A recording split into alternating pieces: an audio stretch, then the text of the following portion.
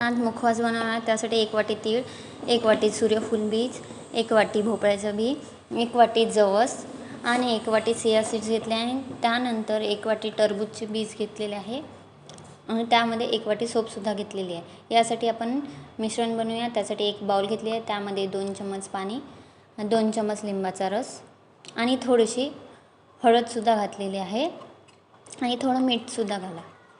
त्यानंतर हे मिश्रण जे आपण सीड्स घेतले होते त्यावर मध्ये छान मिक्स करून घ्या आणि ते सुकण्यासाठी थोडा वेळ